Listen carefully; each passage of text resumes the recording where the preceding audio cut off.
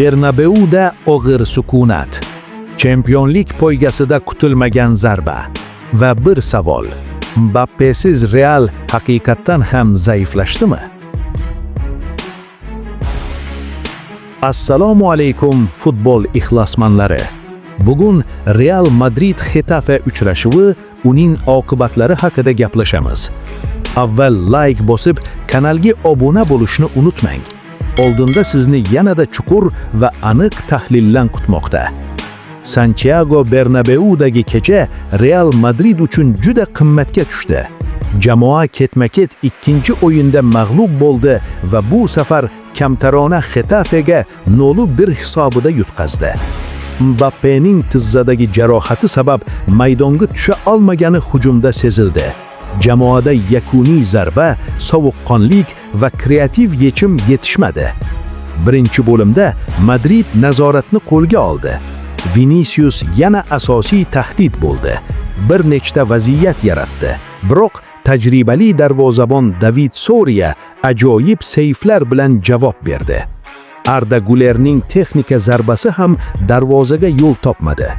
Yosh futbolchilar imkoniyatlar izlashdi, ammo samaradorlik yetarli bo'lmadi. Getafe esa yagona Real imkoniyatidan maksimal foydalandi. 39-daqiqada Martin Satrianoning uzoq masofadan yo'llagan zarbasi golga aylandi. Himoyada esa mehmonlar intizom va jichlik bilan o'ynadi. Ikkinchi bo'limda Madrid bosimni oshirdi. Toni Rudiger bosh bilan xavfli zarba berdi. Mastantuano imkoniyatga ega bo'ldi. Vinicius tinimsiz harakat qildi. Arbeloa 5 ta o'zgarish qildi, ammo gol kelmadi. 95-daqiqada esa vaziyat butunlay portladi. Mastantuano hakam qaroriga keskin norozilik bildirgani uchun to'g'ridan-to'g'ri qizil kartochka oldi. Huijsen va Carreras esa sariq kartochkalar tufayli keyingi o'yinga diskvalifikatsiya qilindi. Endi Celtaga qarshi safarda himoya inqirozi yuzaga kelmoqda.